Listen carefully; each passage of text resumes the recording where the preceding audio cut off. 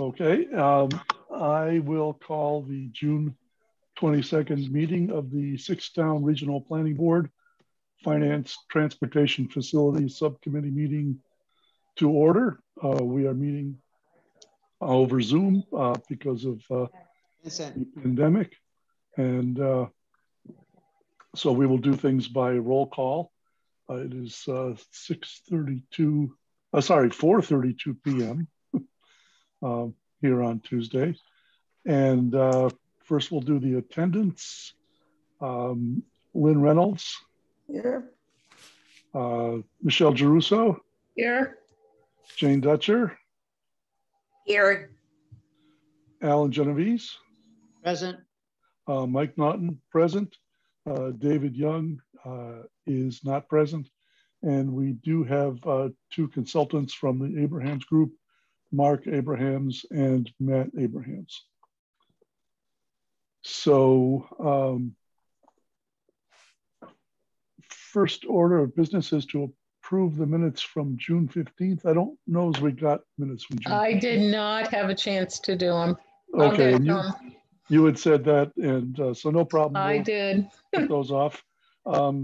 Minutes for this meeting. Lynn, are you ready to take minutes for this meeting? All right. Okay, thank you. So we will move along to the Abrahams Group. Mark and Matt, what do you have for us? Well, we got two things for you. Can you hear me? Yes. Yes. We received the NASDAQ report, which I forwarded to you, and Matt has an update for you on the tool.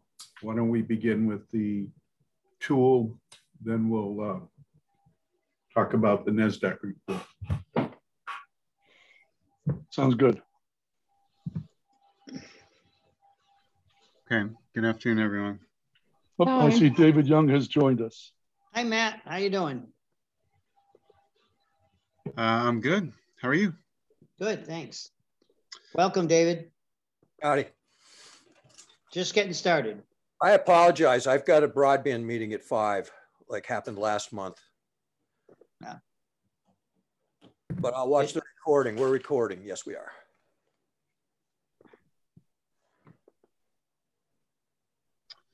Okay, so with your permission, I will share. Oh, hang on a sec, Matt. I just got to get things, allow you to do that. There we go. I think you should be able to.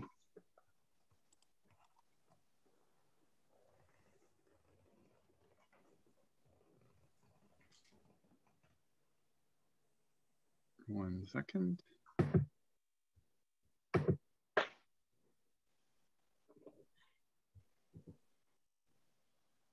Oh, yeah, I think it worked. Yep. Okay. All right, so I can give you an overview, like high level discussion on just some points on what I've been working on, and then dive into the details. So maybe not look at the screen for a moment while I speak. So last time we spoke about kind of the first pass at the combined budget, which really was just taking the budgets as they exist today for the different regions and putting them on one tab, but doing so in a useful manner because the coding was in place and we can use coding as needed. We had a discussion last week about ways to present the data better, ways to present the budget better than what we had at that point, which, as I just mentioned, was on one large tab. We had a few points about how that could be done. Ultimately, I believe settling on doing it by location made the most sense. So I've spent time since we last met on doing that. So instead of having it on one tab, now we have it on multiple tabs by location.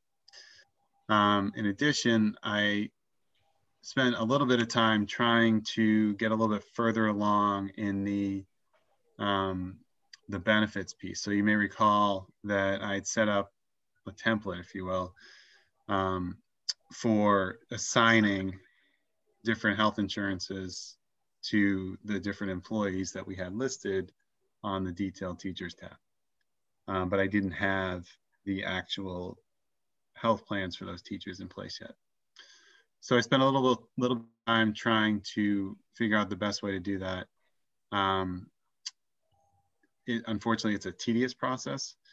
So that was one of the things I wanted to discuss with the group today was based on what I'm about to tell you about that, what a good next step forward is for getting that in place.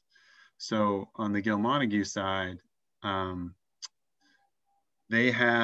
Montague has a file. Actually, why don't I show it? It's probably the easiest way to do it. Has a file that has health insurance selections listed for each employee, but it doesn't say who the employee is. It just has the employee as a number, a dummy number. So 1, 2, 3, 4, 5, for example. And I reached out to Joanne to try and understand if there was a link between that file and the salary file, because the salary file that we've been using has the individual names in it. And she basically told me, no, there isn't. And the reasons why were at some point in the recent past, if we go back a year or two, I'm guessing, I don't have it in front of me, they used dummy names for the individuals because they didn't want the public to be able to figure out who had what.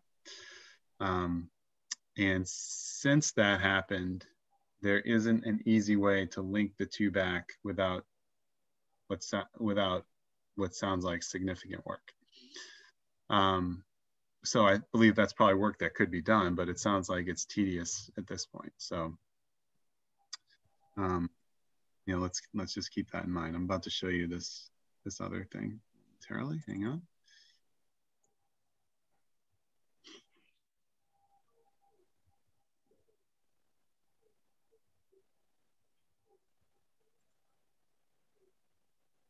Isn't that public information? I know it is for municipal employees. How do they protect for HIPAA? Having somebody know what plan they're on for insurance. Well, there's no HIPAA violation. It just would say. Can you see the screen? I think there is a problem for people who don't have a good reason to know who's on the school or town insurance. I think it comes from the school or town side. We don't want to know so that we can't be accused of using that in a decision.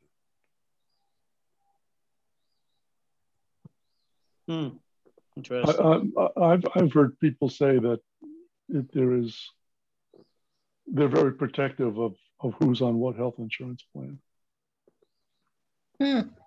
I'm not sure exactly why, and I know there's often a reluctance on part of some town officials to divulge information to the public, but I've heard health insurance mentioned.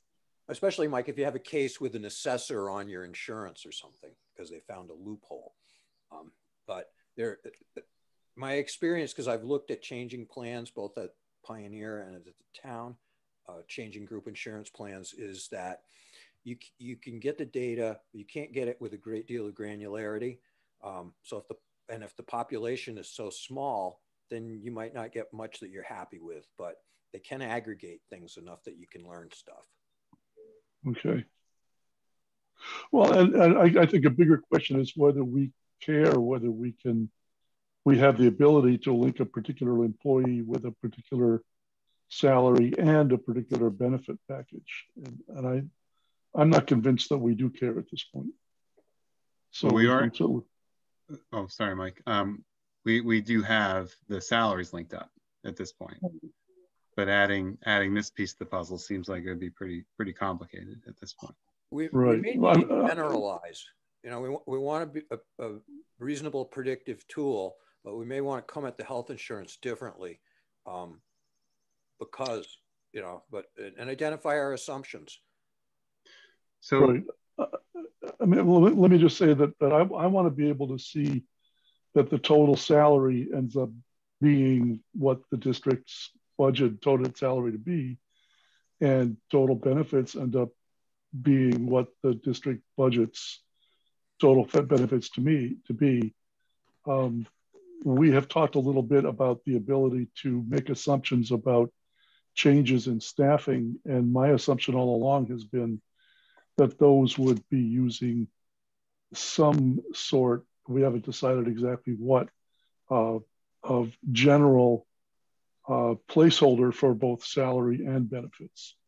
We've talked about a couple of options, but that we don't need the ability to say this particular individual has these particular things. Because individuals may be different. The difference between a family plan and a single plan could be 50%. That's all I'm thinking. How are we going to estimate? So that?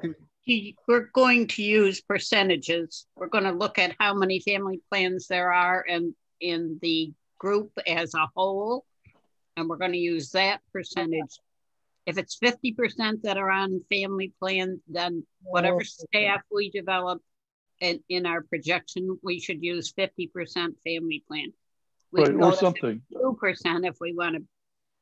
Yeah, you know. That's what I was thinking. Something along those lines. I mean, it doesn't matter if you try to take the individuals that you have now. You don't even know if they're going to be in the new district.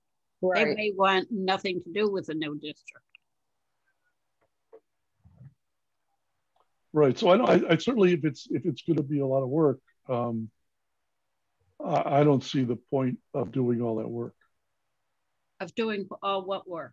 Of trying to match benefits to individual employees with salaries. No, not individual. Unless someone else sees a useful. I thought that's what you were asking for. I must have misunderstood you. Oh no, I'm not asking for that. Okay. So take the conversation one step further. This is also a file that I believe Joanne provided at some point.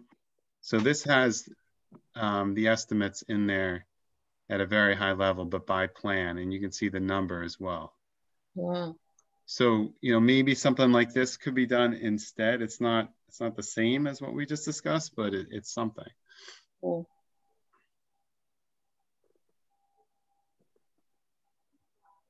I mean, having a tab or whatever with generic employees listed with their plans, even if we can't tie it to anything else, if we can just see that the total matches what the total in the budget is, then I think that's just as a cross check, basically, to make sure that everything's included somewhere. So you would rather have something like this, as long as it ties out with the ability to change this detailed list than the high level one we were just looking at? I'm not sure I see the usefulness of being able to change. Are you saying change plans here? Yeah, we could add that flexibility. I was able to do it on that other in the main file when I showed you last week. Again, I'm not sure. I don't right now. I'm not seeing why I would want to do that. So I'm looking at this, and you're telling me that Gil Montague offers more than one health plan? They're in the GIC. Yes, Jane, I can show you. Within the GIC, you can choose the plan you want? I thought. Yeah. Yeah. Yeah, maybe Matt, go back to that high level summary. Well, let me just say, I like this, Matt. I like the ability to see. I don't know if you can change, employee 3, if you know where employee 3 goes to the tab on your other sheet. I don't know if we need to have that connect, but I think that this is a lot of really, I think, good information because going to a new district, it gives you an idea of what are the most popular plans that, married couples have or single couples have, to get an idea of what plans you might offer in a new district. Yep. Yeah, Yeah, I agree. I agree. So here's the list of health insurance plan options for Montague today. This is probably the sheet that they hand out to their employees, I would guess. Mm-hmm. Wow, that's a lot. So Dental's at the bottom. So these are the dental down here. And then there's a life insurance option right here. Yeah. and those are listed separately. Well, they're on the same sheet, but yes. Right, but they're separate column. It's not lumped in. Right. One. It's not what? I'm sorry? It's not lumped into one deduction.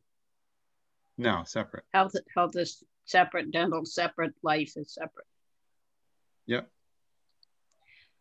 So if you choose who was it, Harvard up, you don't always get 90% covered by Gil Montague if you choose one of the plans that says 75%. Yeah, if you choose a different plan, it's a different percentage. Wow. That's my impression of how it works. But I thought Gil Montague voted to cover 90% for everybody. Well, Pioneer doesn't follow its teacher's contract. We only offer HMO and at what is it, 75%? Yeah. Pioneer. And people who pay PPO are supposed to pay all the marginal cost, all the difference. But Pioneer never did it. And Pioneer's counsel says that because we haven't in practice done it, we can't all of a sudden, even with a new contract, say, hey, we're going to enforce this term. So we're sunk. But it seems to me that what's as illustrative as looking at all this detail is considering the differences between the two schools. Pioneer only offers the PPO or HMO with the Hampshire and Trust, period. Now, I guess I'm learning that GIC is a aggregator and a premium payer. They're not. I thought they were an insurance provider or maybe even a benefit manager. It looks like they're just negotiators of supposedly the best deal in town. And yeah, they're like the broker. There was an economy of scale to get as many people in it to get the better rate. Yeah, and even so, Hampshire Insurance Group beats them every year. Well, I can tell you Groton Dunstable just left them because now it's catching up that the firefighters and the police and all that is making the premiums go out of sight. So they went on their own again, self-insured, and they're getting a better deal. Mm-hmm. So to go back to Matt's question, Matt, you're wanting some direction on how you want this information or how you're thinking about to present this information to tie things together, right? You're looking for, what do you see as options? What do you see as the most useful and doable, and it wouldn't take you, forever and a Sunday? Yeah. So yes, I am looking for some direction. I was hopeful that we could put the insurance plan with the actual employee. That seems like it's going to be too difficult. So in lieu of that, what's the next best option? Would it be to list out something like this with all the different employees? Would it be that summary level table that I just showed you a moment ago? Would it be both? Could you do both? Yeah, I don't think both would be too hard. And if we had this list here, then we can allow the flexibility to change things in and out. Now, I know Mike mentioned a moment ago that he doesn't feel like that's necessary, but at least we could put that flexibility in there so it's there in case you ever thought otherwise. So that probably makes the most sense. And Mike's point about as long as it ties out to the budget, then that seems like it would be good enough at this point. Yeah, so can you talk a little bit more about, so how would the, like, specific information in this table tie in with your other tool for salaries and that stuff, or would this be independent? No, I think we would link it as long as, you know, the numbers look right. I haven't compared them to the budget yet, but let's assume that they do tie out. Then at some point we could replace the actual budgeted number with the number here, and then, you know, we can link it, and then if any changes were to take place here, the numbers would automatically update and they would roll to the main tab that we have in the other file. Oh, Okay, that's nice. yeah, that is nice. I mean, that's just, if you think back to the flexibility I showed you before, where we currently have, for the teachers, we currently have their step and lane defined in that file, right? And it is linked to the current salary tables for both districts. So if you were to change their step and lane, then their salary automatically updates. It's the same concept. Yeah. Are you getting the same cooperation from Tanya as you are from Joanne? Well, Tanya's been in and out of the office recently. I know she was just on vacation. I'm not sure if she's back yet. She still is, I think, yeah. She still is, okay. So she lives in Florida. She came up to New England. I think she went to New Hampshire camping. I don't know the timing of everything. But in general, Tanya's been very cooperative and very responsive to everything that we've asked of her. Is there anything else that you're looking for from her? I actually just sent her an email, just kind of as a helpful hint, question on the health insurance piece, because I can do the linking with Pioneer Valley employees, but I was struggling a little bit, so I just was looking to see if she had any helpful hints on that. Well, do you realize that the retiree health costs are not met on the general fund? She's been doing a better job of trying to reflect that, but we use, I don't know, choice in fund or tuition, and we run, you know, it's why we had a editorial in the Recorder saying Pioneer needs a consolidated budget, because we run in silos. So you're gonna find the actual expense and the revenue source all over the place at Pioneer. Okay, I was not aware of that. I'm glad I spoke up. I think if you look at the budget that she sent you, it is in the comments over to the right. And it's also, there's a column, I'm trying to get the budget up here to see. The one where there's a general fund area and then there's an other area? Is that what you're talking about? Is that what it's called, just other? Or off budget on some, I think. Yeah, there's some indicator. Yeah, I talked to Tanya about that. I have a pretty good sense of what that data represents. So I think that's where some of the insurance charges fall, is in that. It would be the other column? The other column. Okay. And sometimes I think she calls it off budget. I've forgotten what she calls it. Yeah, something like that. Alan's question is germane. I don't know if everyone knows, but Tanya has resigned, and I think she's done as of the end of the month. End of July. End of July?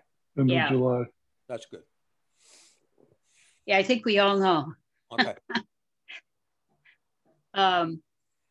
In fact, before you came on, I was questioning your fellow committee members as to when you were going to get to work on filling that position.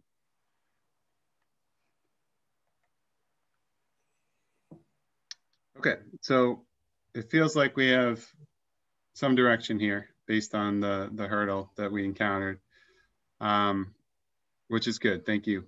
I think we can move on to something else, unless anyone else has other points about this. No? It's good. Okay. All right, so back to the main file. Oh, I did have one other question. I have to ask Tanya one other question. I'll just send her an email.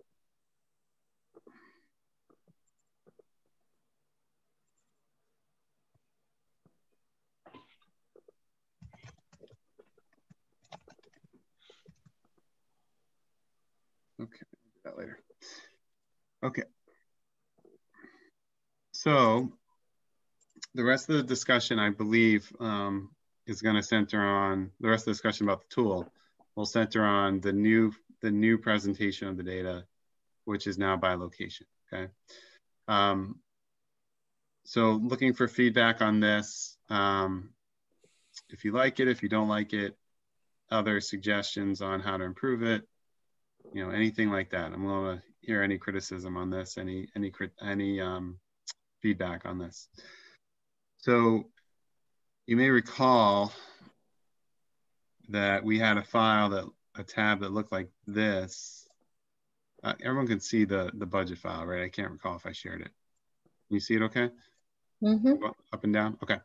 All right, so this was the combined regional budget. Oh, I have to unfilter. This was the combined regional budget that I showed you last time. And there's a lot here. And one of the first questions I asked was, well, this seems like it's too much. You know, what's a better way to present this data?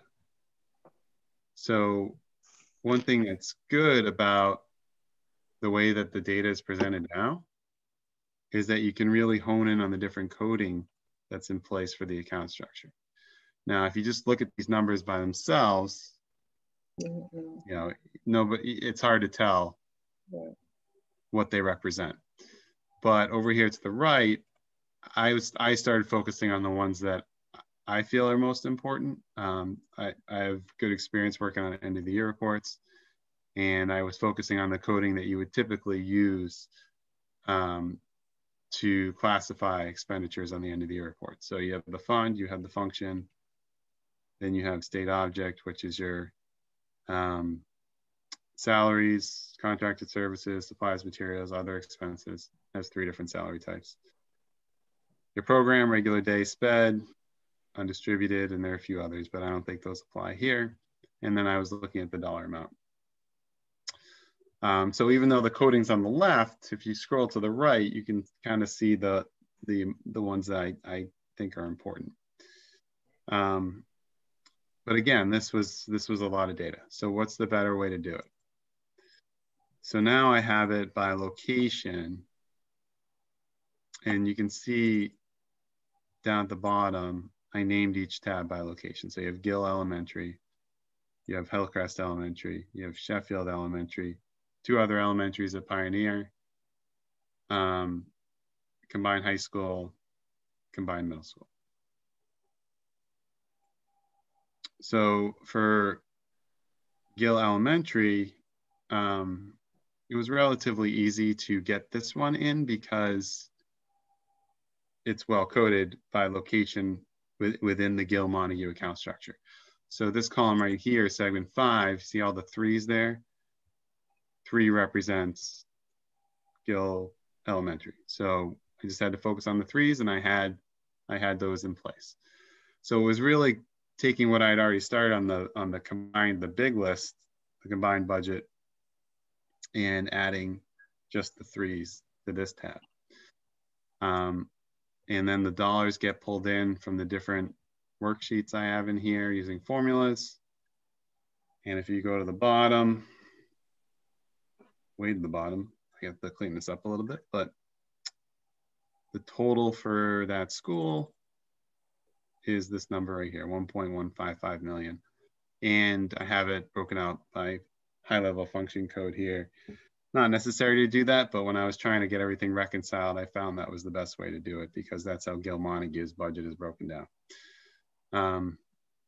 So 2000 series would be your instructional, 3000 is,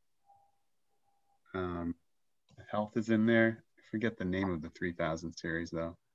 4000 is kind of your buildings and operations, buildings and maintenance.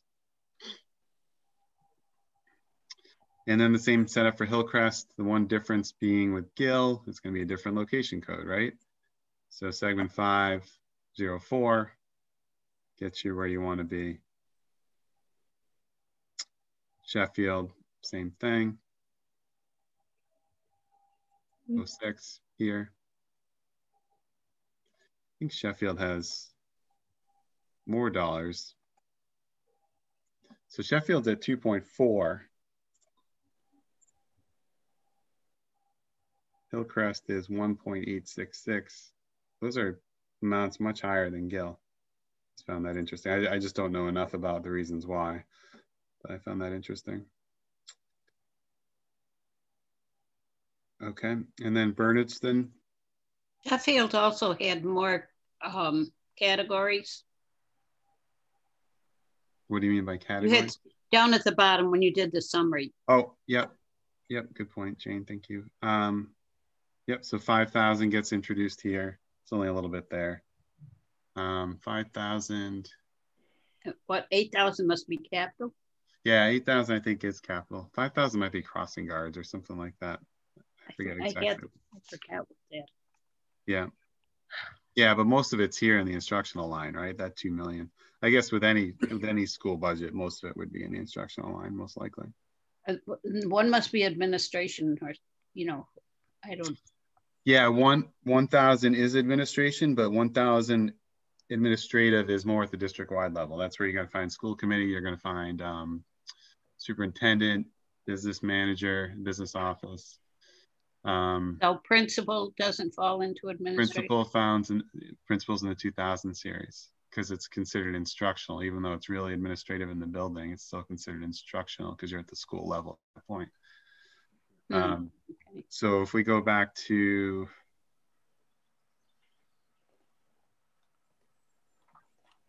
I'll show something else real quick if you don't mind. My computer cooperates.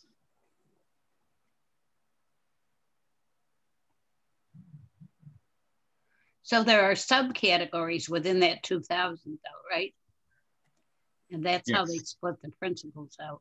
Yep, good segue. So you may recall that we talked about this document last week's meeting, that I had a document that the ESE publishes for the different function codes, and I forwarded it to Mike.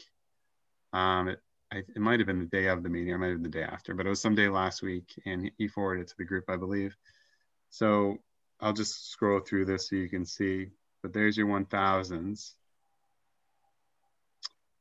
And that's administrative at the district-wide level. HR is there. Administrative technology for just district-wide. That's not technology in the individual buildings necessarily. And then you get into instruction. So your curriculum directors and your department heads are listed first. And then 2210 is school leadership. So that's where you would find the principals, 2210.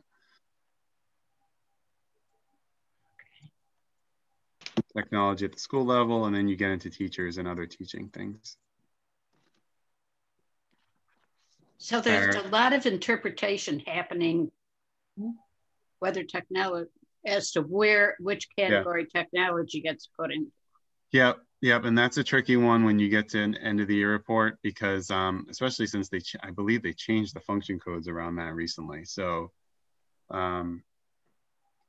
district charts of accounts may not have caught up to that. So you might have to take an old function code and fit it into a new one via crosswalk, and that can be a little bit tricky. But one thing that's good is about this document. I mean, it's a great document. When I work on end of year reports, I use it. Is they do give you a description that's meant as guidance for what to use that function code for. And then also they give you the state object codes that are acceptable for that function code. So if I'm working on an end of the year report, or if I'm auditing one and I see that that salaries for technology need to be slotted somewhere, you can't slot salaries here at the 2250 level because an object code does not support that. What I've highlighted right there, you can only do contracted services, supplies and materials, or other expenses. You can't do a salary there. So then where do you do it? It's probably not at the district level. There is one way out here, in the 4000 series, I believe. There's technology here. Technology, infrastructure, maintenance, and support, salaries only. I think that's usually where it ends up. So there's just an example of how you can use this file for guidance. I'll just quickly go through the rest of it. Once you get further along the 2000 series, you get to 2400. You're dealing with textbooks and other materials at that point, equipment, general classroom supplies, hardware, software. And then once you hit 2700, you're in the guidance, testing and assessment. 2800 is psychological services, and 3000 series is pupil services. Medical and health, 3200 is where you find your nurses. 3300 transportation, so your bus contract would be there. 3400 food services. 3510 is athletics. 3520 other student activities. So student activities usually end up there, the extracurricular ones. School security, and then there's your operation and maintenance. So it goes to custodians, heating of buildings, maintenance of grounds, maintenance of buildings, security system, maintenance of equipment, extraordinary maintenance. There's your technology down there, and 5100 benefits and fixed charges. Retirement for employers, for employees, separation costs, and then here's all your insurances. And then you start getting into debt, and there's your school crossing guards. I mentioned the 5550. The 6000 series isn't used very often, but it is used every now and then. And then your 7000 is where you get into real capital stuff. 8000 is debt, and 9000 is tuition down here. And there are multiple tuition options.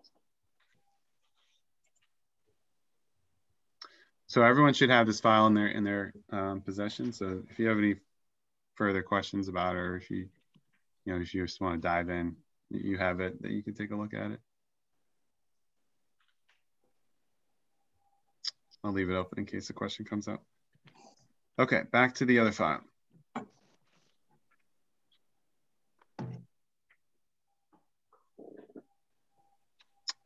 So Bernardston, different segment for location, but Bernardston is code 1 for Pioneer Valley.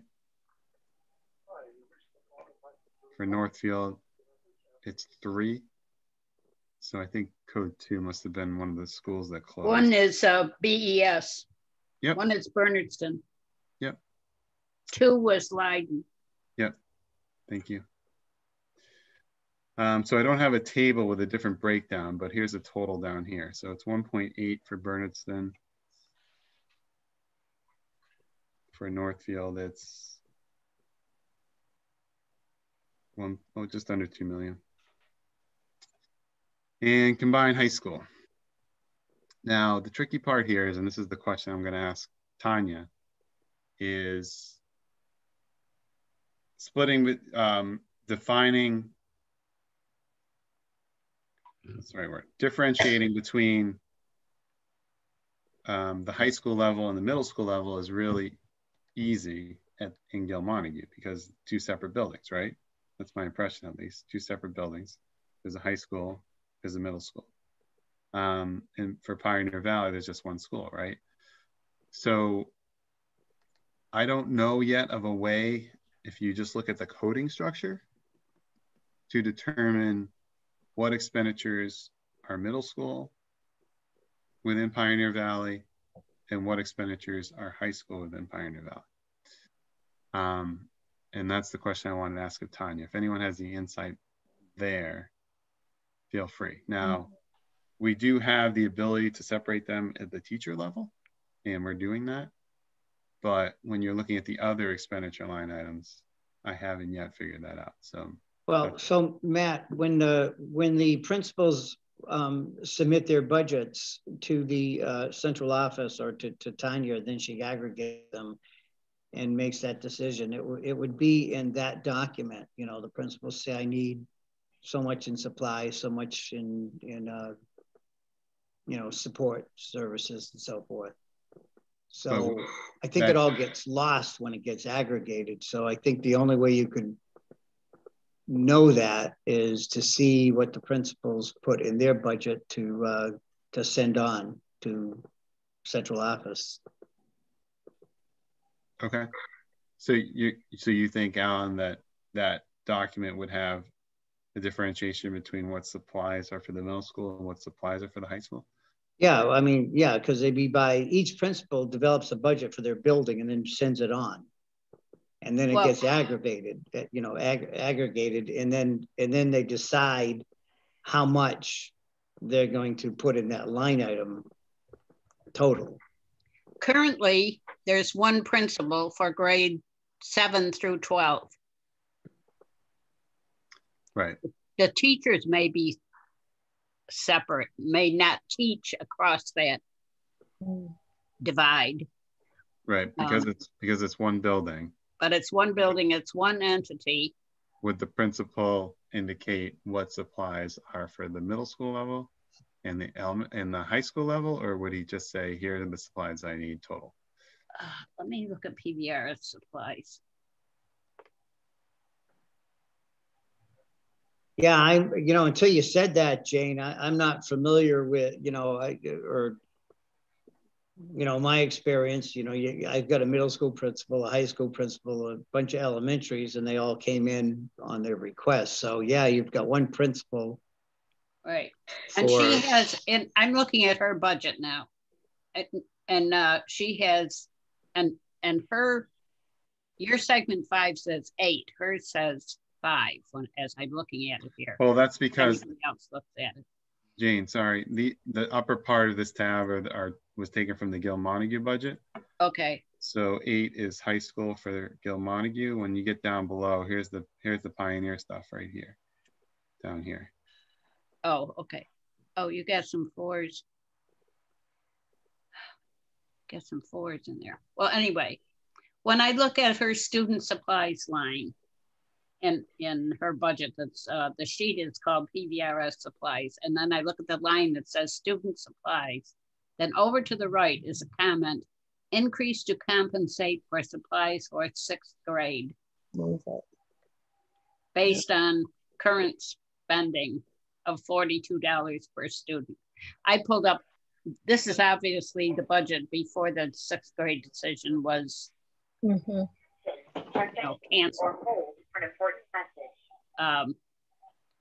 So to answer the question, it's all in one line for middle school and high school. Okay. I thought you were going to say the opposite. Okay. I don't think so. Yep. So Jane, she didn't break it down like this is the middle school supplies, this is in her budget, and this is the high school supplies. I'm surprised. But it's one building. Here's the student supplies for $14,000 with that comment that I just read to you. Then I go down further and with there's FCHS. What's that? Supplies. But that's only $7,000. And again, it has a comment: increase to compensate for 6th grade. So I think she had it in the level of budget she was presenting to the budget committee. So it's all in one line. Right. Well, that's a question for Tanya then, right? Yeah, I will ask you that question. I mean, up until this point, did they really have a need to break it out between middle and high? No, I don't think so. I don't think so either. Right. Let me see if Well, I would think so, because when all the supplies come in and the custodians are putting it in the various, because you have the high school wing or whatever, the middle school wing, when the supplies come in, the custodians need to know which, unless they have one closet for everybody, that would surprise me, but maybe they do. But what the delivery label says for the custodian's benefit and what the billing label says for the billing clerk's benefit, they might be looking at different spots on the label to get their information. Well, the bottom line is we don't know. To the same line item doesn't mean it has to go in the same supply closet. Yeah. Well, Tanya will be able to straighten that out pretty quick. And the other thing to remember is, you know, if we're looking at the current budget and we're dividing it between middle school and high school, the 6th grade is still down in the elementary schools. Yeah. Right. Sorry, I'm throwing clinkers here today.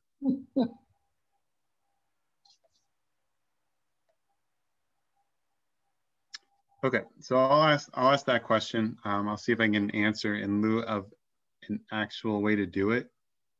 I'm not sure how we'd approach it. Maybe we just take a factor.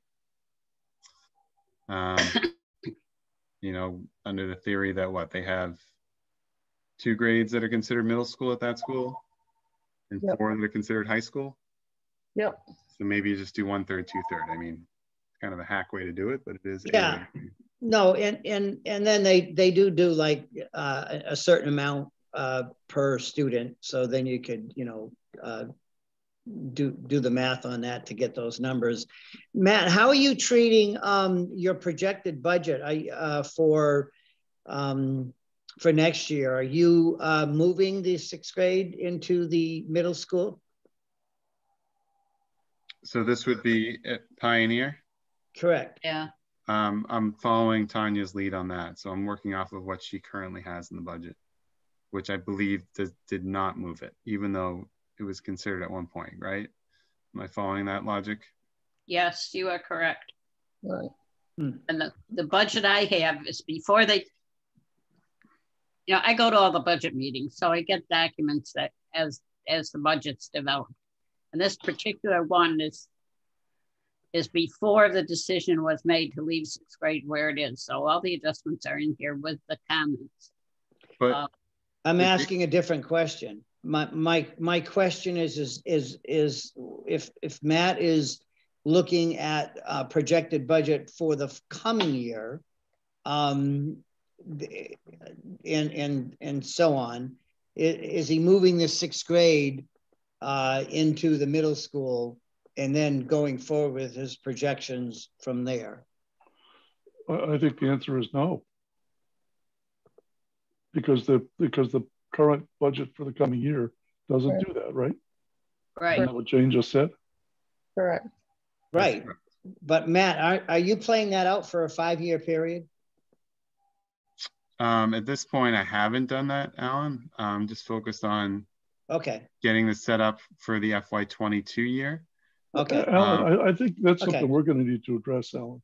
Okay. I think as far as what these guys are doing, they're dealing with existing budgets for FY22, which are what they are. Okay. And I'm good. And if we want to assume changes in the future, that'll be on us to try to figure out what that means. Well, and as I recall, there were only 2 teachers that were actually going to move from the elementary school into the middle school, projected that 2 would move. That obviously was last winter when that projection was made, and I don't know why there were only 2. Maybe there's only 1 6th grade in each elementary school, so there's only 1 teacher available to move. But once they got everybody over there, they were going to need more than those 2 teachers to have a middle school. Correct.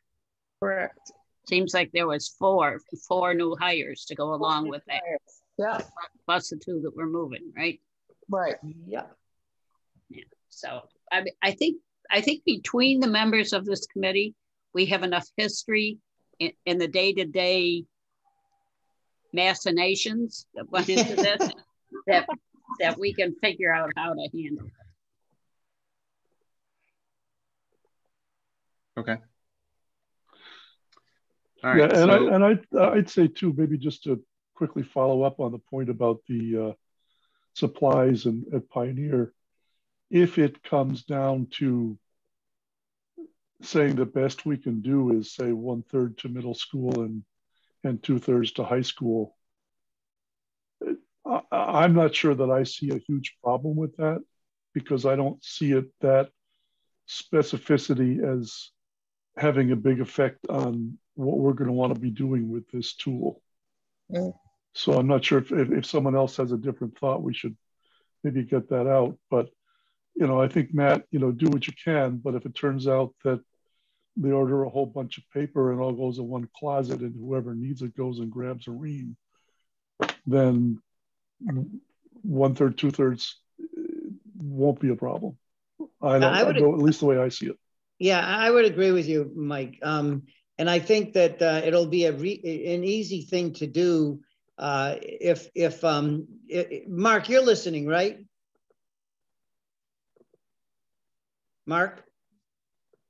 Is Mark still there? I am. Quick question. Mark, when they're doing the formula, do they have, you know, what do I want to say? An assumption of how much money is spent per student at the middle school level and how much is spent at the high school level? I can't remember now. I thought there was, but I've been out a bit. You're talking the foundation formula? Correct. So the way it works, very briefly, remember the top row on the foundation enrollment sheet? Sorry, foundation budget sheet. It was the base enrollment submitted based on the October 1 report, student enrollment report.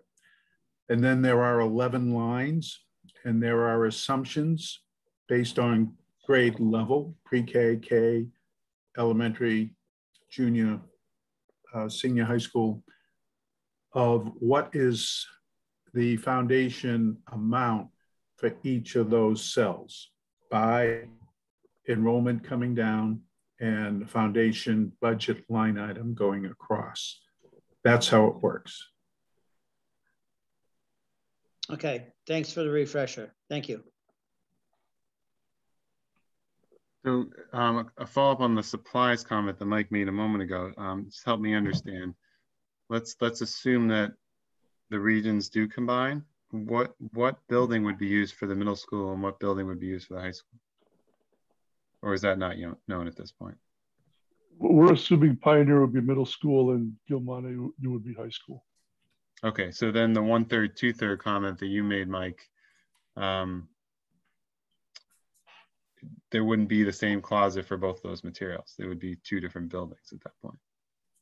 Right, but that's why we divided 1/3, 2/3. Right, okay. All right, so just to get through the rest of the location comments, there's a tab for the high school, there's a tab for the middle school. I did a SPED tab as well, because that makes sense to us.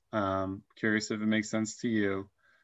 And also at this point, we have the district-wide tab. So this would be anything at the district-wide level that is not SPED. So this SPED line here, I'm sorry, this SPED tab here represents SPED at the district level, not something that would fall at the schools themselves. Because we have, if there's SPED at a school and it is and the expenditure line item is defined with the school's location code,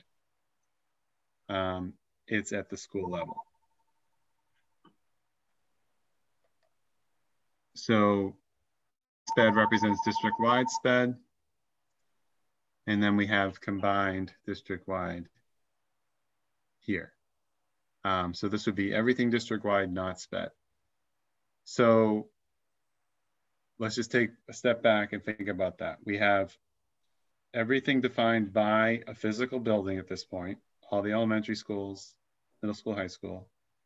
And then when we get away from a physical school, right now we have SPED and we have just a generic district-wide. Do we need to be further defined than that? So just an additional comment to help you answer that.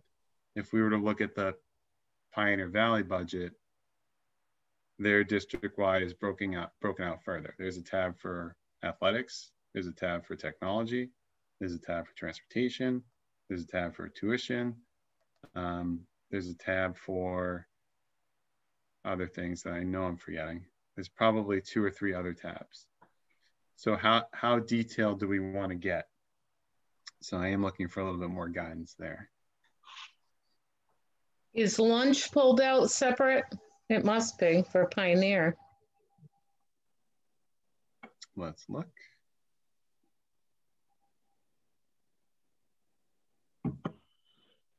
Do we know why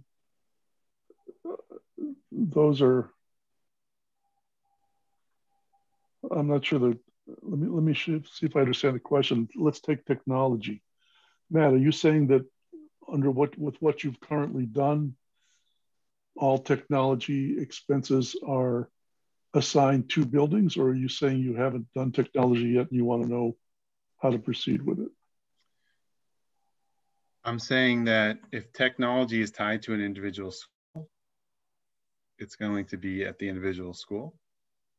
Right. If it's at the district level, it's going to show up on this tab that I have right here, which is just one district-wide tab. Okay. So let's say software licenses, which might be used across multiple buildings. Correct. Okay. That would be here. But if you wanted to just segregate technology and put it on its own tab, we could do that. But it wouldn't be technology at a school. It would still be just technology at the district-wide level. Oh, I see. So you're saying that district-wide includes that technology. Yeah. So right now, this is kind of a catch-all for district-wide. That's not the right term.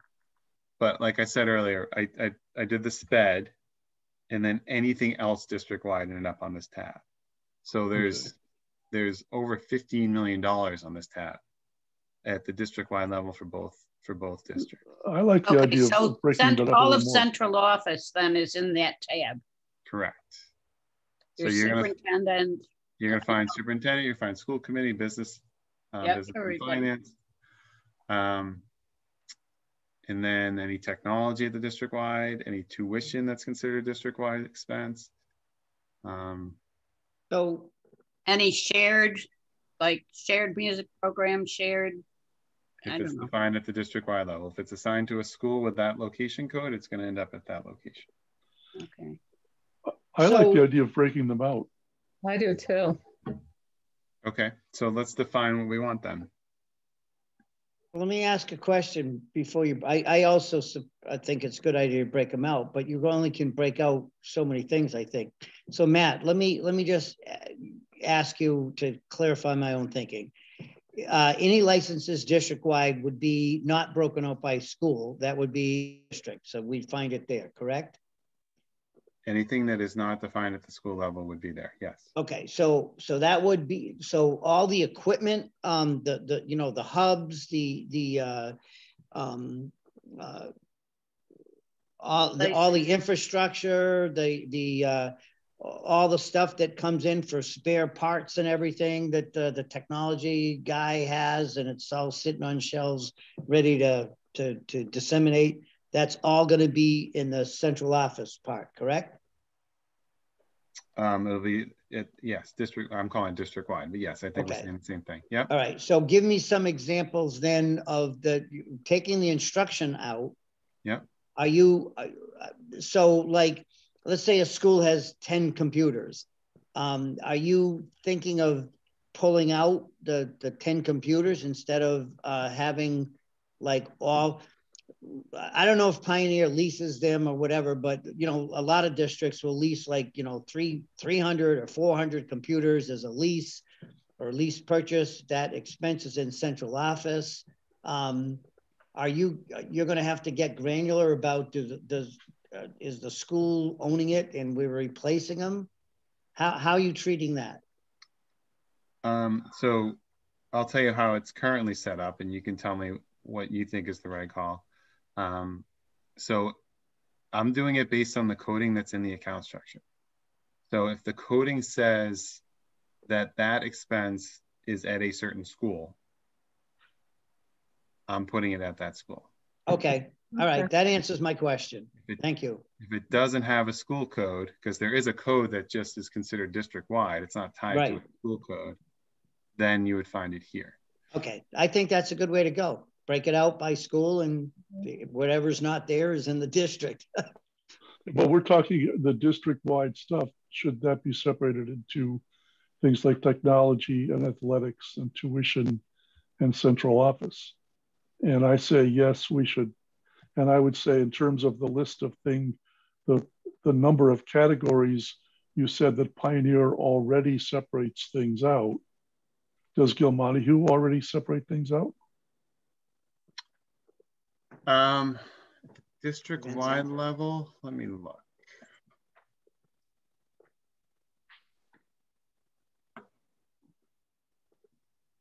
So here's how I get that. Here's how I get that. So here's Gilmontague's budget. I think this is still being shown. Pattern I needed. Do they have it by administration? I moved it Instructional at the district-wide level? the piece. Family engagement? That cut. Retirement insurance, that makes sense. So in other words, I slipped it Student, up, so I wasn't student support cutting, services, you know, right from tuitions, the edge. I took what I operations, needed which would be your higher. buildings and maintenance and So custodial. so that I was cutting it. And that's it. on that thing when I was So I'm gonna type so these up. instead of doing it like So we this, have I went, okay, I need to make up for that piece. administration. And then I made the cut. So that's how I filled in that gap. So no matter how I was cutting, this was never going to do it unless I moved over. Someone's talking. That's Alan.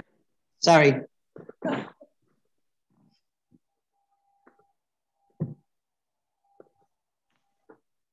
That's what mute is for, right? Correct. I'm just typing these out so we don't lose any of this. Give me one sec. So is it true that Gilmontague uses different categories to break those out than Pioneer does? I think they are a little bit different, but you know, it's kind of in the same ballpark, but we can set it up however we want. I guess my take is to start with what they're already doing and see how well that works. So I just put Pioneer Valley's budget file, as I understand it, on the screen. So you can see the different tabs as we go left to right here. It's going to be easier if I do it this way. So hopefully you can see this little menu I just popped up here. Yep. But these are the different tabs that they have in their workbook for the budget file. So anything that you see elementary, EM is at the elementary level. We're already accounting for that because it's at the buildings. That's by building. PVRS is by building. We already talked about how SPED has its own tab. So everything else would be something to consider for an additional tab. So athletics is one, central office summary. So central office would kind of be, you know, your district wide that isn't further defined. Well, actually, no, central office is probably their administration. So that's probably administration. I think it's important to have a central office. I do too. Because, you know, that's where we're going to see, we're not going to have two superintendents. Let's just leave it at that. So that is a file that we would be or table, whatever sheet. Oh, come on, Jane. That we would be working with a lot. I think athletics too. You'd want to see that. I agree. I like central office, athletics, technology. Yeah, transportation. Transportation, tuition. Yeah. Okay, what about facilities or operations and maintenance? I guess those are kind of the same thing. Yep. Well, okay, and those are not tied to any particular facility? Let's see. Well, I guess not. So if they're not, then yes, a separate category. Usually you're gonna find some operation and maintenance expenses at the building level, you know, heat, water, you know, things like that. But usually the individuals that work in those departments are at the district level, the vehicles and things like that. I can tell you what she has in there. BES, Northfield, and the high school. Okay, so they're all in there for custodial salaries, custodial supplies, fuel, light and power, water, maintenance of grounds, contracts, maintenance of buildings and contracts for buildings. Well, I'd say if there's facility stuff that is not tied to buildings, then that should be a separate breakout under the, the district-wide. Yeah, so if we were to look at the facilities tab here, that is at the district-wide level because it's not part of the elementary tabs and it's not part of the PVRS tabs. Yeah, I know that, and I know there's a section of the Gil Montague budget that is the same thing. Okay. Okay. I think those sound fine to me, unless Gil Montague has additions to that. The retention schedule. So for Gil Montague, the only ones that they have that we don't have here are there's an instructional component. I'm not quite sure what that is. We can look at that. It's something called family engagement, which looked like it was really light. I don't know what that is. Student support services. That might be SPED actually. Is that another word for SPED, student support services? Not necessarily. Might be counseling, maybe. I guess we could look at that. So those are the three that I noticed that that Gil Montague has that are not in PVRS, but they probably are. I'm sorry, not at Pioneer Valley. They probably are there.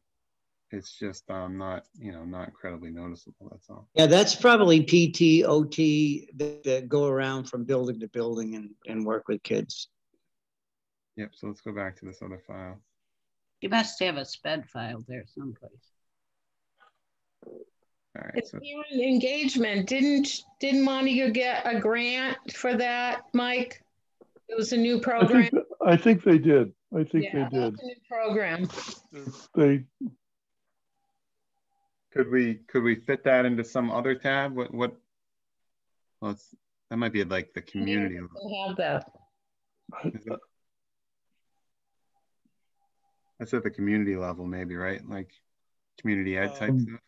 Yeah, I think it's kind of, I'm not quite sure how to, public relations isn't quite the right word, but the idea is to kind of strengthen the communication between the district and the community.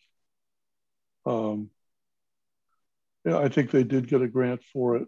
They hired that, I can't remember her name. She used to come to our meetings. Right, Jen Audley. Jen Audley, yeah. Yep. Yeah. And I believe that grant ran out, so that may or may not be. Well, I'd say, I mean, I don't see a problem with having a category for that. And then if it turns out that it doesn't have much in it, well, then it doesn't have much in it. Right, it doesn't. It's only 26,000. It does seem different from the other things. Yeah. Yeah, that's that grant. 26,000, I'm sure. Okay, so the instructional, this is the instructional section here. So it looks like there's a lot of SPED here. So if you, are you looking at the Gil Montague budget right now? Do I have it up on the screen for you? Yes. Yeah. Okay, so focus on this column G as I go downward. Anything that's 2 there is SPED and would be picked up on the SPED tab. All right, anything that's not 2 would be picked up on a different tab. So here's your curriculum. So this would be the director of curriculum and all the supplies and expenses that go along with that. Looks like there's, well, that's zeroed out, so it's not there. That's SPED. EL districts. English language. Okay. So that's one thing that isn't further defined at this point. Okay. No, Matt, I got a question, Matt. Will this be set up so that if we were to look at, say, this tab, and we're looking at column G and we see oh, that line 44, it's got a 0 there, but that really should be, let's just say, a 2. And we were to change that, would that sort of automatically then get picked up by the rest of the spreadsheet? All right, so that's a good question. At this point, I wasn't thinking about that flexibility, but it's possible we could do that. I was thinking that we would just basically assign different accounts, different expenditures as they currently exist in the budget to the different tabs. So if it has a 2, it would go to the sped tab. If it doesn't have a 2, it would go to a different tab. Okay, how's it gonna get there though? I'm going to physically put it there. Okay. Based on current coding. So okay. It would, what I was thinking wouldn't have the flexibility that you just described, Mike. But okay. if you see a strong need for it, then I don't know if I don't know if I do see a strong need for it. It just occurred to me that we're sort of making decisions on the fly here. FaceTime video. And I could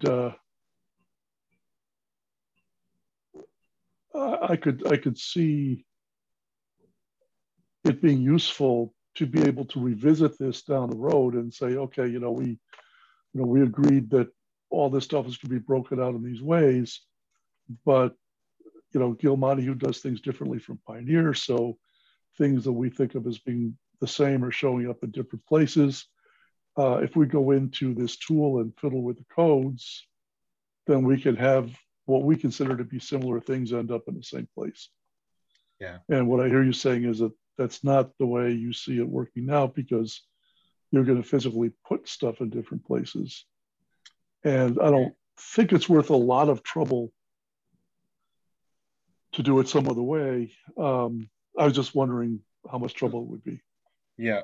So with the way I'm thinking, one way that it could work would be if there's an existing line item that's there that would satisfy the change that you just mentioned, just increasing the dollars on that line, or decreasing it, I guess. And then if you, so for example, if there's already a sped line for, para expenses or something like that, and you had other expenses that you thought should be in para expenses, you could zero out the other expenses and just bump up the para expenses line by the amount that you need. So that's one way to do it. It's not the same as just changing a code and having it flow, but right. There okay. are ways to do it. You could also manually type in a new line. So, basically you could zero out the line that you have because it's wrong, or you want it to be different, and then add in a new line yourself on one of these tabs. Okay. Well, that sounds fine. To me anyway. I don't know what other people think. Because the only way I can think, Mike, that it would work based on what you described would be to have one master list of everything and have the individual tabs that we're now looking at linked to it. So you would have to change that master list and it would filter to the other tabs. Right. And that to me seems like it's more trouble than it's worth, because we're trying to get away from that big one tab. Okay. Well, those are just for the record, having a big one tab in the background that everything else pulls from isn't a problem for me, but okay. I'm only one guy. Okay. Well, then we could entertain that then. We could think about that. I mean, it's certainly not something we would want to spend a lot of time looking at unless we wanted to be somehow adjusting the other tabs. But I mean, I think it'll be a lot more useful to see summaries and things broken out in different categories. But if, having it all be based on one huge tab somewhere, I mean, it's not like it takes up any physical room. So okay. I don't see it. I mean, I don't know. How do other people feel about that? Fine with me. I don't Yeah. think I have an opinion at this point. Yes, but I mean, especially if it would make things easier from the point of view of having all the other tabs, you know, work easily. Right. Then I you know, I don't think, you know, it seemed like you had the impression that we didn't like the idea. I mean, I think we didn't like having to, you know, us sort of thinking that we had to go look at one big tab to figure anything out. And I think that's true. But, you know, having one big tab that the other tabs look at, I think is not a problem at all. Okay.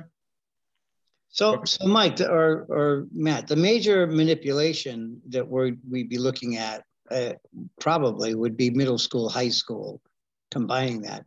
All the towns are going to maintain their, you know, or have their existing elementary schools. So how does that figure into what we're trying to do with a big tab of overall?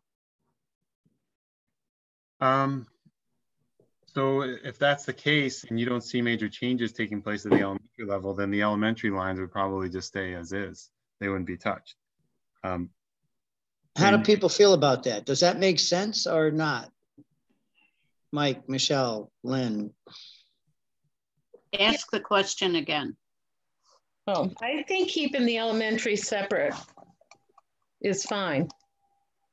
Okay, good. I thought we had made that decision. I thought we had too, actually. Yeah, I think. Well, I just want to be sure because we're talking about, you know, this overall tab, and I didn't know if Matt was scooping that up as well, or whether we should make sure. Well, I think the overall tab does become important down the road because we need to come up with a budget for a new district. And that will include pre-K through 12. Correct. So we want the elementaries kept separate, but when we combine this, we need to pull their costs in. Right. Okay, Right. So you do want this big tab to include the elementaries, right? That's what I'm hearing. Well, I don't see a problem with the big tab including the elementaries. Okay, I'm good Given with that. The other tabs will separate them out. It doesn't make sense. It doesn't make sense to me to exclude it because it's part of the district. Wouldn't you want everything there? I mean, it seems to me that if we're talking about having one big tab that the other tabs pull from, then everything ought to be. The simplest way to do that is to have everything there, and not say, well, no, we're going to carve out this piece and not put it there and deal with it separately. That just seems more complicated for no benefit. Yeah. Okay. So, because again, we're probably not going to look at that tab unless we're tracing something back from one of the other tabs because we want to make an adjustment for some reason. Right. Right. The key then would be though that you would have to make the adjustment from the big tab. Right. And touch the other tabs because then you can lose linking. Right. Actually, I may end up doing this. Might be so. Any changes would have to be done on the big tab. You wouldn't go in and change. For instance, if we're going to move 6th grade to the middle school and on the PDRS side, you're saying we would have to do that on the big tab, not on the PDRS elementary tabs. Let's talk about it. I mean, I want that doesn't make sense to me. Your support sheets should feed the big tab.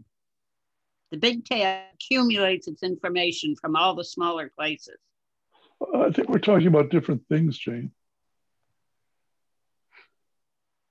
When I'm talking about the big tab, I'm talking about a tab that has basically only detail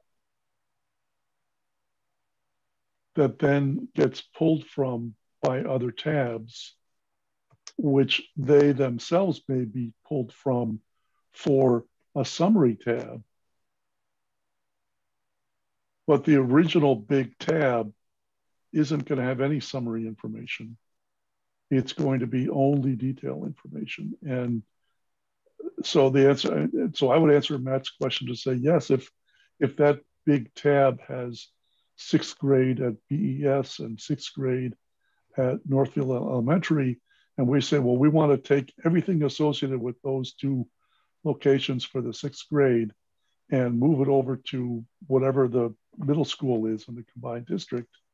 Then we would have to go to that big tab and change whatever designations were appropriate on that big tab. So when you're talking about big tab, you're talking about raw data. Yes, exactly. Yeah, I don't see you using that tab for anything other than that, because this is kind of like, this is where what we were talking about last week when I first presented the combined budget to you on that big tab. There's just a lot there, and we wanted a better way to show the data, so you can look at the data and understand it. And that's when we came up with these individual location tabs, and now it's probably going to be at the departmental level as well once we start doing the district-wide breakout a little bit more. What we're talking about right now, it makes a lot of sense to me. I think it's a good way to go. So yeah, the key would be, yes, that detail tab would have all the detail. You probably wouldn't spend any time on it unless you had to tweak something. And you would focus on the other tabs, these more summary level tabs that Mike's been describing and that we've already started looking at a little bit. So the only thing we would do with all these tabs that we've been looking at is look at them. We would never go into them and make a change. We would go back to the raw data file and make the change.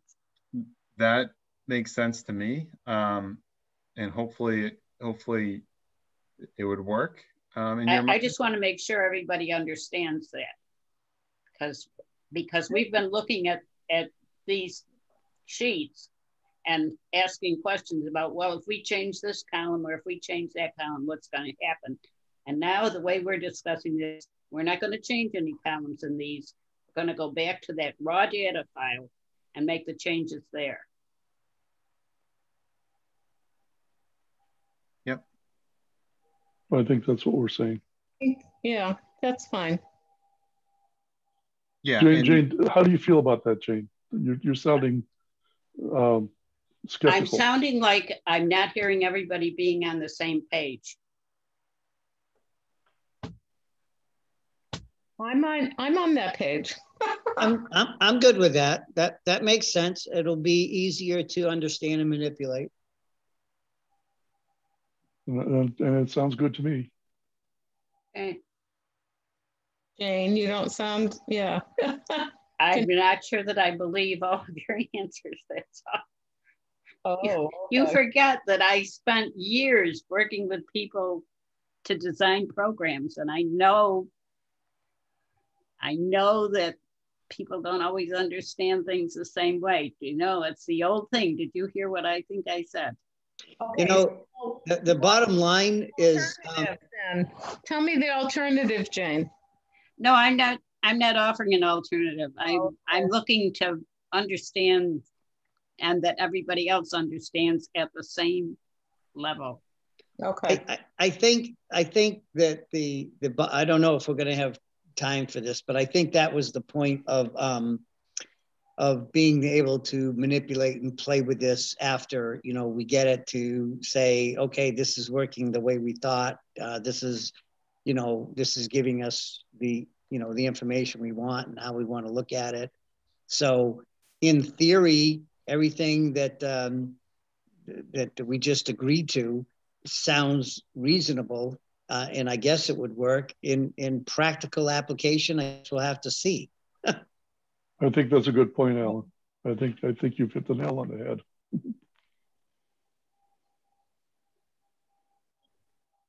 Okay. We appreciate what you're doing, Matt, just so you know.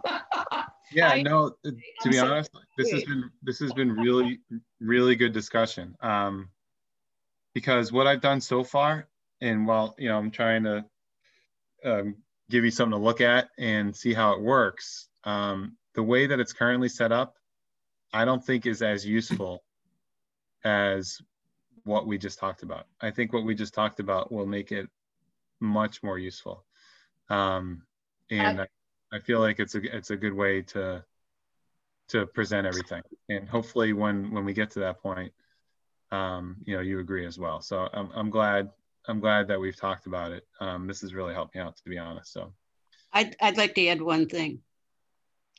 I'd like to see these tables frozen so you can't make changes in them. Yeah. You can only change the raw data. Yeah, I was thinking about that too. And I was also thinking that you could do that. We could also make it a macro so that if you were to run the macro, it would basically overwrite any changes you had already made. That's another way to do it, or you could do both as well. So this might be where the macro comes in, because there has to be a way to take the data that's on that detailed tab, as we've been talking about it, put it on the summary level tabs without linking breaking. And if you were to, the summary tab is going to have to match the detail tab. So if you were to add something to the detail tab and not add it to the summary tab, that linking's not going to match as well. That's where a macro can really help out, because it would basically do it for you. So, it's just some of my initial thoughts there, but I think it would work. My other concern is that we have a master file. Yep. Yeah, that's something for the committee to talk about. That's important. How would you manage that? Would there be one person who's kind of the keeper of the file? You want to make sure you don't have multiple versions going on at the same time. Those are things that would have to be discussed at some point. Yeah, and you have to keep one locked up and stored away. So if you have to start over, you can. Yep, I agree with that. Well, I'll just keep it at my house, and anybody who wants to use it. We'll have to take a vote and see if we trust you, Mike. You're the one that's always asking about changing things. Well, the point of that is to have it in the bank and no one touches it unless we destroy the original. I mean, the working one. Well, I think I agree that will be necessary. I also think it'll be very doable. It won't be hard to have one master that never gets touched. And so, Matt, do you have enough from us to get you going? Yes, I have plenty. Okay. There's work to do for sure. Thank you for all your feedback. This has been very helpful to me. Thank you. Thank you. Yeah, thank you, Matt. Do you think you're going to have enough to justify meeting again in a week, or should we give you more time to get more done? Okay. Thanks for asking, Mike. So having a lot done for next Tuesday will be a big challenge for me, just based on my schedule. So if it doesn't have to be next Tuesday, and I can be afforded more time, that would help me tremendously. So if we can push out a little bit further, then that works for me. Do we have any deadlines that are looming in our face? Yeah, that's what I was thinking. Alan, what's the status on the grant? I mean, we're trying to, cover the things in the scope here. I've asked, I wrote a letter to the Senate committee and asked for an extension. I got a response back saying that they understand, the need for it, and they're looking at that, and they're looking at every line carefully. So I got a political answer back saying that, it'll be taken under consideration. I think that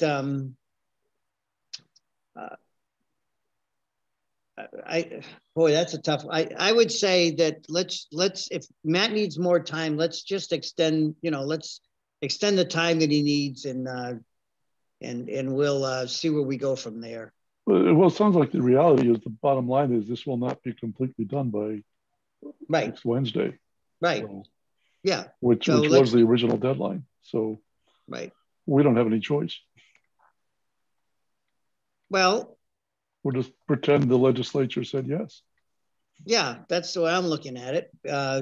We'll get as much as we, yeah. Let's operate on that premise at the moment.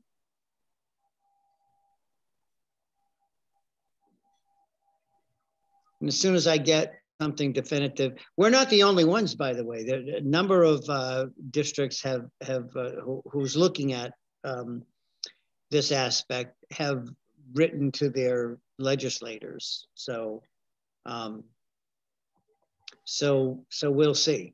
You know, basically, we were asking for you know, an extension to complete the scope of the work because you know, when you get awarded in March and then you start late March, I mean, how are you supposed to get all these things done in such a compressed timeline? So I'll try to give get you a more definitive, but to have Matt try to, you know, it's a lot of work and it's stressful enough. You do better work when you don't feel like you're so much under the gun. So, I mean, I just am so appreciative of everything he's done. Let's give him the time he needs and then see where we are in the next rendition. We do have a meeting. We're going to have a meeting on I think it was the 29th, but it doesn't. I don't see that one involving the consultants at that point because they're still, you know, pulling information together. Obviously, they won't have any final report or anything at that point. I think, Mike, what we'll have is the education subcommittee and the finance subcommittee, you know, just provide updates to the full committee on here's where we are to date. And then we'll schedule another meeting probably 2 weeks out from that to nail down something definitive of where we are. 2 comments from me. Yes. I'd like to remind the committee that extensions were sought this time last year as well and were turned down. And if you remember, June 30, they were looking for a draft. And so, and then we finished the work after June 30, if you recall. And by the time the document was finalized, it was probably around November. So at any point in time, if DESE asks for something, we could give them the model or the tool as it is. Mm-hmm. True. With the understanding that, you know, there's more work to be done, but at any point in time, we have a deliverable. By the time they figure out it's not final, we should have it final. That said, this can't be a continuous process that goes on and on and on and on. Understood. Yeah. I think I guess that's the question I was asking. Yeah. At the same time, I think you could see good progress. And we want to give you a tool that will be workable, not a tool that has to get rushed for June 30. Mm-hmm. Right. I don't know why I'm a little more optimistic this time around. I think there was a lot of frustration expressed that was a poor decision. It didn't make a lot of sense. And I'd like to think that they're starting to figure out when they do the award so late and they have a high expectation that this is all going to get done in 2 months. I don't know, Mark. I'm just feeling a little more positive about they will not be, you know, demanding the deliverable, you know, the week after June 30th. You might also be more optimistic because I think there were more regional grants given out this year than last year. and thus more letters to the legislature. But none of us have control over that. Right. Matt and I just want to be responsive to you and make sure that the tool we're giving you meets your expectations. And it's, you know, it's a lot of work here, as you can see. Yes. Well, much appreciated, for sure. That's my 2 cents. Yeah. Mike, I have an update for the committee on enrollment projections by NASDAQ, and you have the discussion point of meetings. So how do you want to proceed? You want to talk about NASDAQ?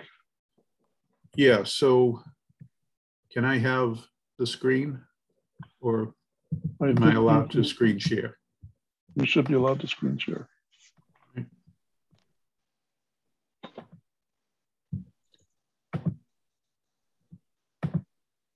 See the PowerPoint? Yep. Yes.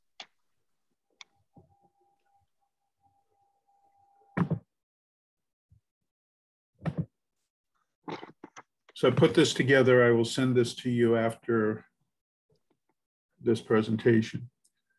Basically, I took NASDAQ's reports from 2018 and the one received this past week, exported them to Word, and then pulled a couple of their charts into this. So back in 2018, NASDAQ did a projection through 27. This is Pioneer Valley. And their conclusion was Pioneer Valley would have a decline, but less than the decline in previous years. So it was 2007 through 2017. The report was in 18, and then they projected basically 19 through 27. So back then, better news that the decline isn't as acute as it was previously. For GM, better news.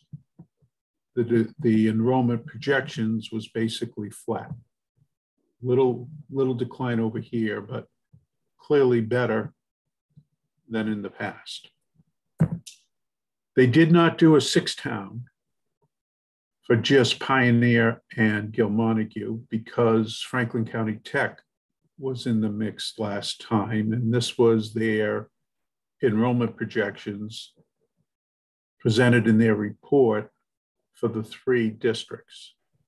And they didn't have this type of report for the 2 districts, let alone the 3. Fast forward to 21, and that Pioneer decline that had been less of a decline is now far more acute. Wow. So all of these slides I'm going to show you have the enrollment projections from 20 to 30 and the historical from 10 to 19 or 20 and the projections from 20 to 30. Unfortunately, you'll see that some of it got cut off, and I still need more time to get the years into these slides, but you'll be able to see the graph and the trend. So Mark, can I ask where they're pulling that from? Do you think they're pulling it from, well, it must be births, right? The future births and kids born?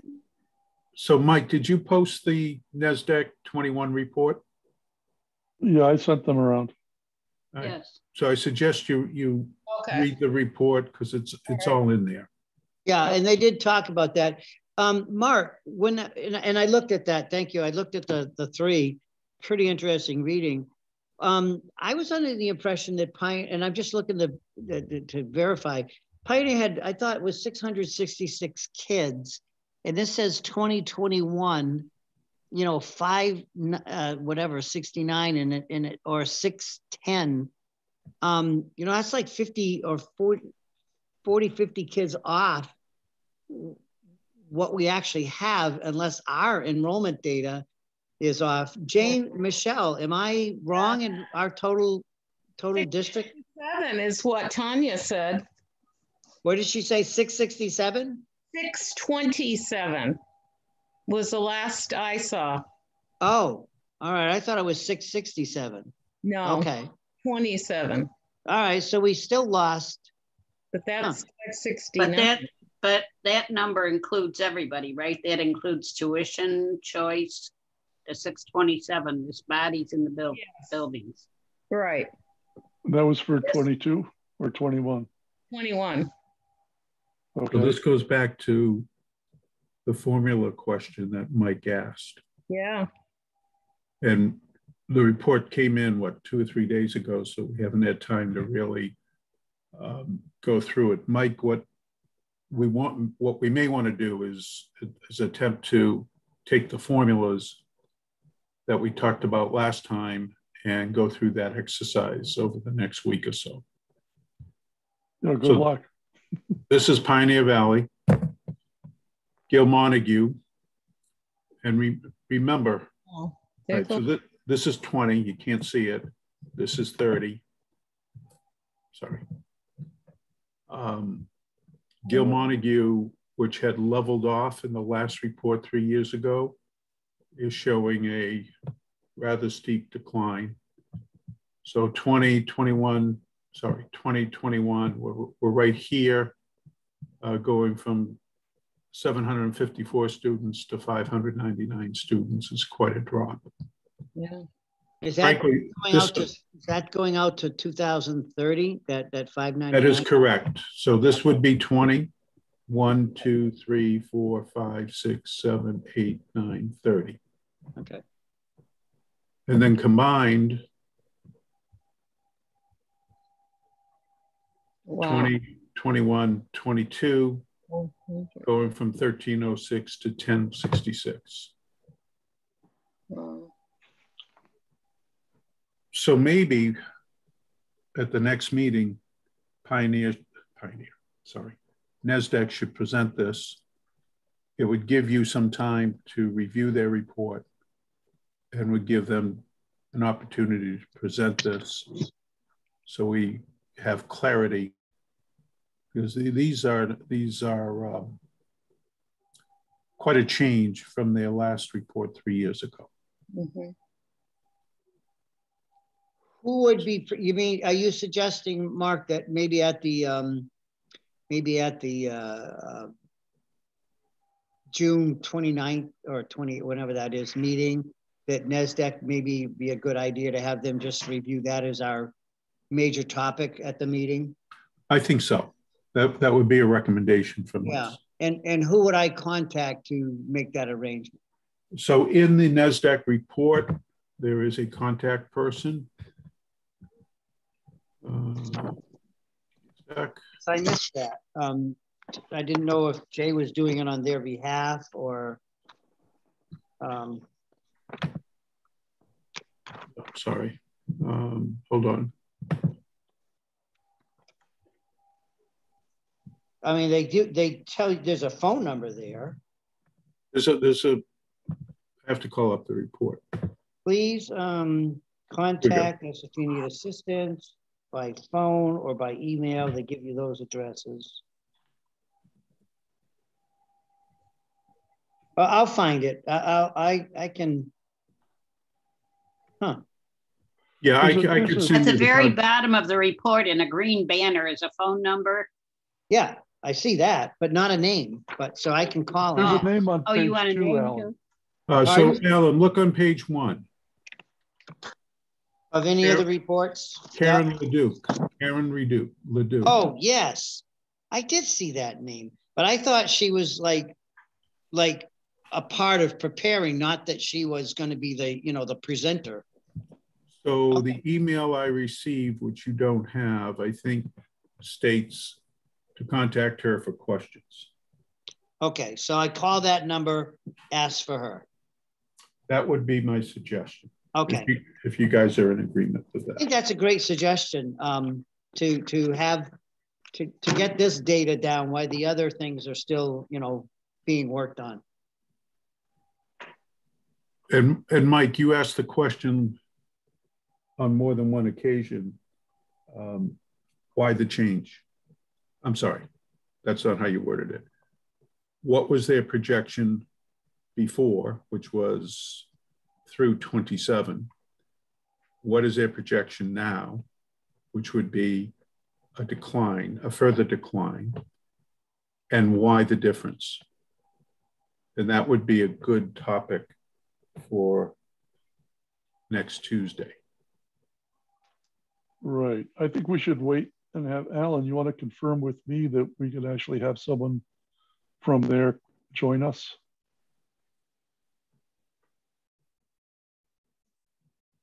I think Alan is going to call. Okay, I get. I was on a different page than you. I think I was thinking that on the. I've lost track of. Is it next Tuesday, the 29th? It is. Yes. Yes. Okay, that was going to be a full board meeting. Wouldn't the full board want to hear this? Yeah, no. Well, I was just under the impression when Mike said that I would check with him or something. I thought. Oh, okay. If you want to do it with a full board, that sounds fine. Yeah, I would think this would be for the full board. Originally, I was going to have updates from you and from Deb to where we are, and that was going to be the major focus to bring everyone back into the loop. But I'm thinking that this is such a good piece of information, which we haven't been working on, that this would be good to have presented to the full board. And whatever date you're going to meet again with the finance committee, do that outside of this, the 29th. I have another question for you guys, and that is simply this. DESE had a flat enrollment for their Chapter 70 and SOA projections. Should I give them these NESDEC reports or summarize it for them and take as a proxy over the next 6 years, 23, 4, 5, 6, 7, for the end of the SOA period, whatever percent decline in this enrollment that they would apply to foundation enrollment. So if NESDEC is projecting a decline in enrollment, DESE is straightlining the enrollment, no decline. We're going to overstate Chapter 70 and have an impact on the required district contributions in the report. My opinion. I have a couple of thoughts. Go ahead, Alan. I don't want to cut off our nose in spite of our face. Yeah. Maybe this is accurate, maybe it's not. We had a lot going on with the pandemic. People may be coming back into the district, people that homeschool may be coming back in, people that went to private schools. So this is, I'm going to call it good information, but I think it right now it's soft information. And I'd hate to have DESE, one part of me says, giving them the numbers and say, here, project this out and let us know how much more it's going to impact in a negative way our expectation of funding, versus go with what they have projected, which sounds more flatlined. It wouldn't be as damaging to us at the moment, and then let it play out to, if the projections are such, then it is what it is. If they're not so bad, then we're in better shape. So I'm just talking out loud now, sharing my thoughts, because well, I don't know. I think that I think the numbers they have for FY20 are not affected by the pandemic. It's 21 where you're going to see the shifts. Remember, the school year was almost over before the pandemic hit. So they had all their numbers from November and October, December and October, pre-pandemic. So I hear what you're saying, Alan, about people coming back and all of that. But I don't think it affects the numbers that they're showing for FY20. What about Mark's point about if Mark gives them those numbers, they will project out for, I guess SOA was 7 years, what, 5 more years on showing less aid? Is that sort of the gist behind that, Mark? That is correct. And I'm not saying that they will run the numbers.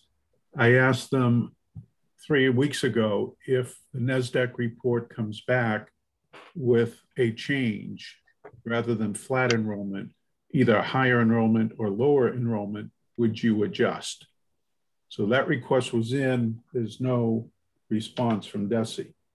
Alan, I would also mention to you that Steve and I were involved in a few regional studies over the last 6 months where NASDAQ came in with higher enrollment projections due to the impact of the pandemic with families moving in to districts. I'm talking Quabbin, Southern Berkshire, and I'm not seeing it in these numbers.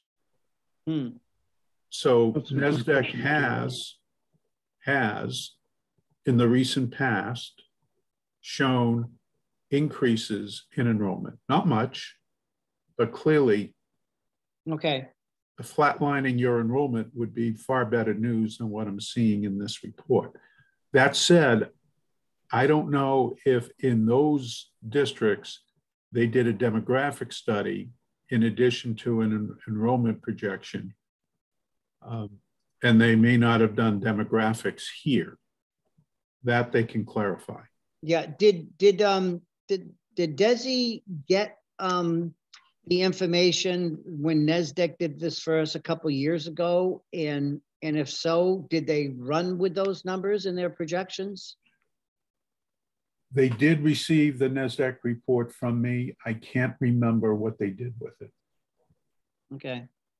But remember, the NASDAQ report 3 years ago basically flatlined the enrollment.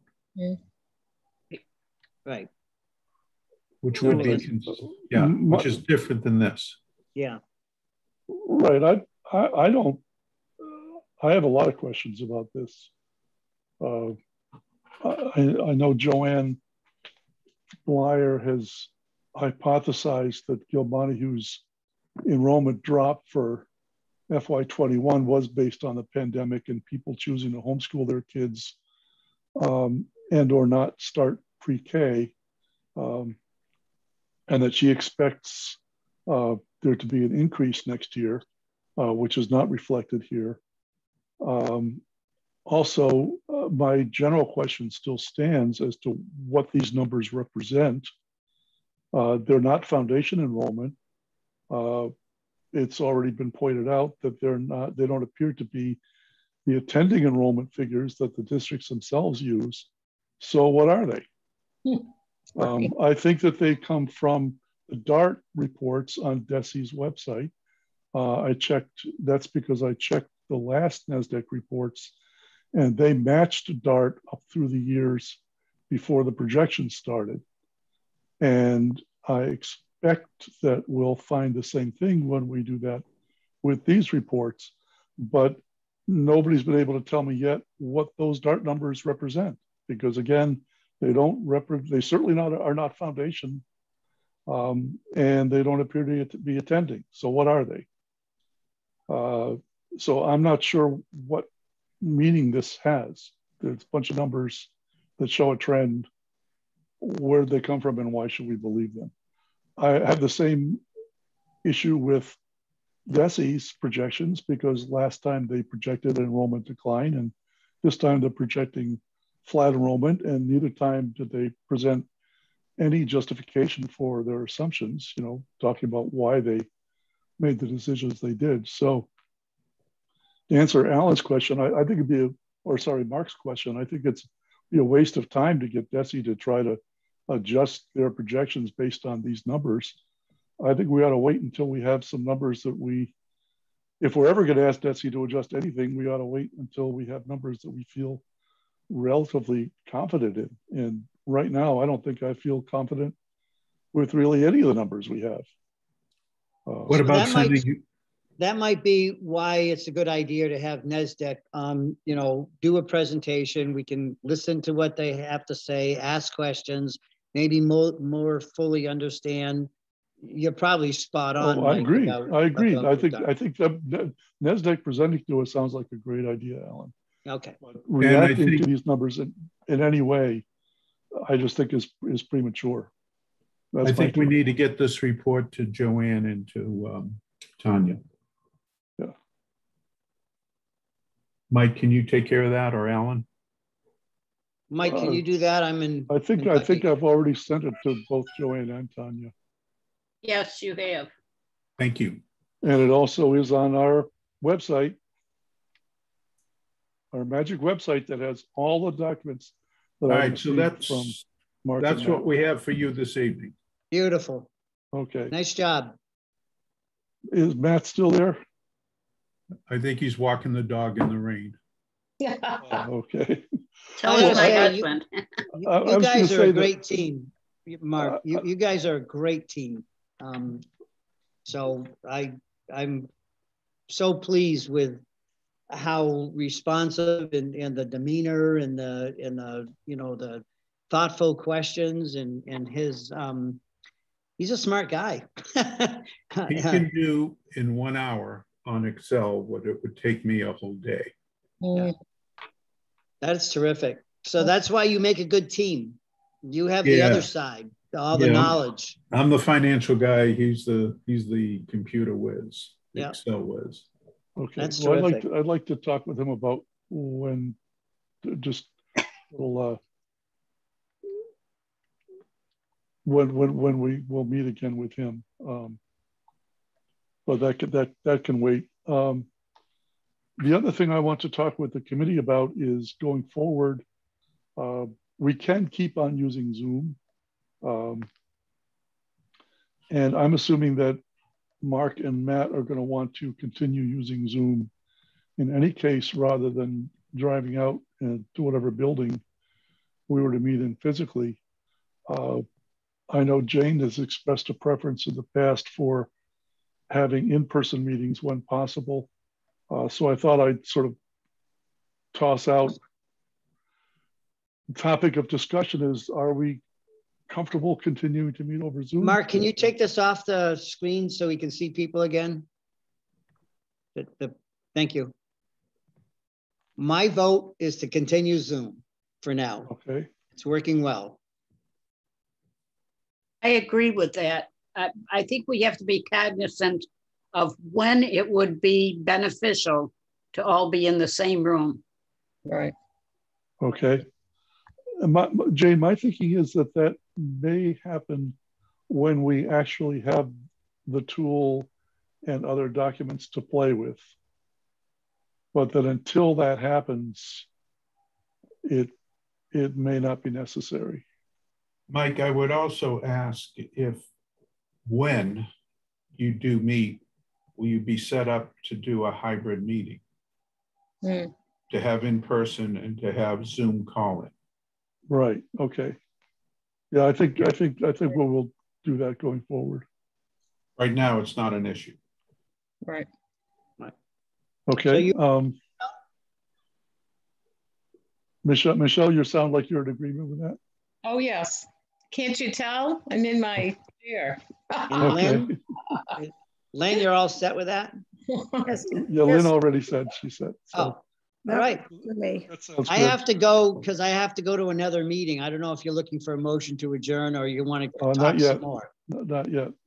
Okay. Pretty soon, but we'll see. So I'm gonna leave. Okay. And let me know when you're meeting again. Thank you. Nice seeing you all. Bye. Thanks, Alan. Bye. Take care. Thanks, Mark. Thanks, Matt. On that topic, Matt, do we want to assume that you'll have something in 2 weeks, which is right after the 4th of July? Or should we just wait and have you work as fast as you can, but just get in touch with me when you feel that you're ready to have something to, enough more to share with us to justify a meeting? Okay. I mean, I'm getting a little burned out with meetings every week myself, so I don't mind taking a little break. Yeah. Okay, that would be helpful. The second option would mean that we wouldn't schedule anything until you hear from me. Is that right? That's right. And I just need to know, I need to be able to post 2 full business days before we meet. So usually that's Friday by 4:30. If there's a holiday, it's Thursday by 4:30.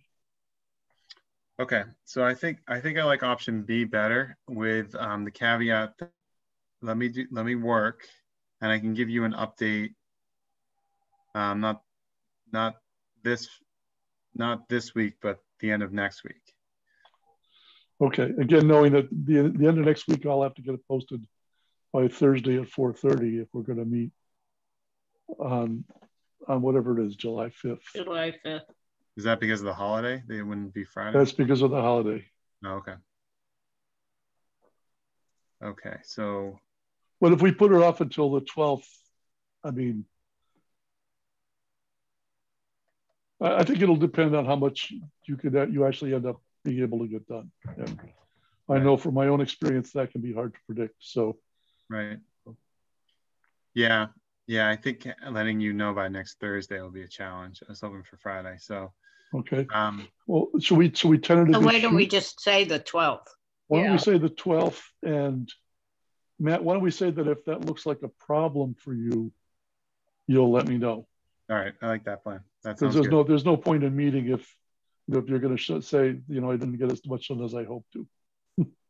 Yeah, the 12th is a Monday. Oh. Okay, then. And the 5th wasn't it? You're right. So the 13th then. Yeah. Okay.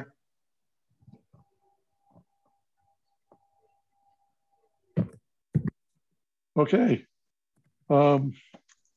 Does anybody have anything else?